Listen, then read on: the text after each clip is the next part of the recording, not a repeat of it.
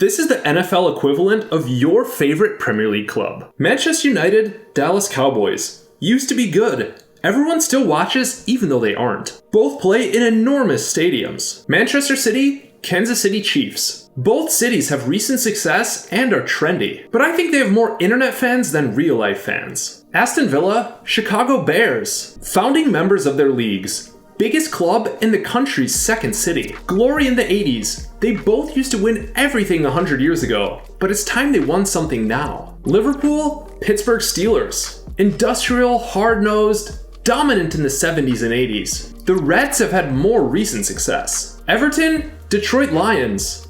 Also industrial, but without the success of their rivals. Newcastle United, Buffalo Bills. Up north, far away from everyone else. Insane fans. I can see the Toon Army smashing tables in sub-zero temps. West Ham, New York Jets. Big potential, bigger disappointment. Chelsea, LA Rams. A mutual realization that the fastest way to a trophy isn't a sustainable model, but buying as many players as possible. Arsenal, 49ers. Shared history of trophies, including a title in 1989, and they both rock red and white uniforms. Atlético Madrid, Miami Dolphins. With Miami's Hispanic heritage, I had to cheat and grab a La Liga team. Both have a title in the 70s, and we all know about the Griezmann connection. Tottenham, New York Giants. Every right to be powerhouses, but they just aren't there. I considered Spurs and Rams because they have the best stadium, obviously not the case with MetLife. Leeds United, Raiders. Leeds have 3 league titles, the Raiders have 3 Super Bowls. You can't compare anyone to Al Davis, but Leslie Silver had a 13-year stint running Leeds. Hull City, Cincinnati Bengals.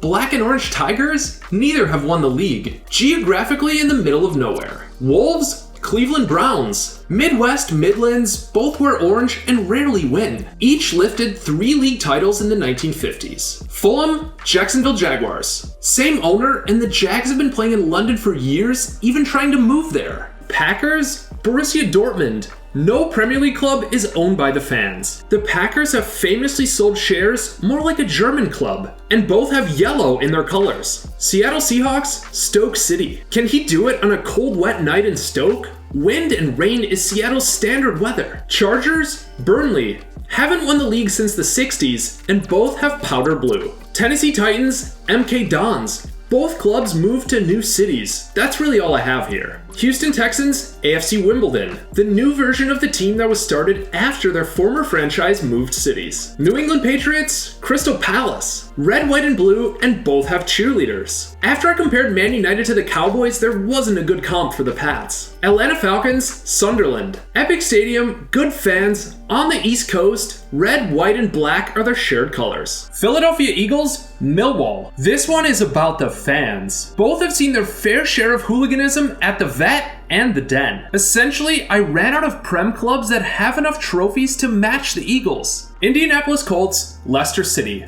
Unlikely championships unite them. Both wear blue and white uniforms. Manning had the touchdown pass streak, Vardy had the goal streak. Midwest and Midlands is a fitting geographical analogy as well. Denver Broncos, Blackburn Rovers. Champions in the 1990s when they had the league's best quarterback and best striker in John Elway and Alan Shearer respectively. They haven't been the same ever since. Carolina Panthers, Brighton and Hove Albion. Both relatively newer teams. The Panthers only started playing in 1995. Brighton only had 4 seasons in the top flight before 2017. Both wear blue and are located in the southeast. Minnesota Vikings, West Bromwich Albion. The Vikings have the highest winning percentage of any team that's never won a title. West Brom were English champions in 1920, so I'll call it even. Another Midwest and Midlands pairing. Tampa Bay Buccaneers, Sheffield United. You don't often find teams that have a sword in the logo. The Bucks and Blades each have 2. They play in red.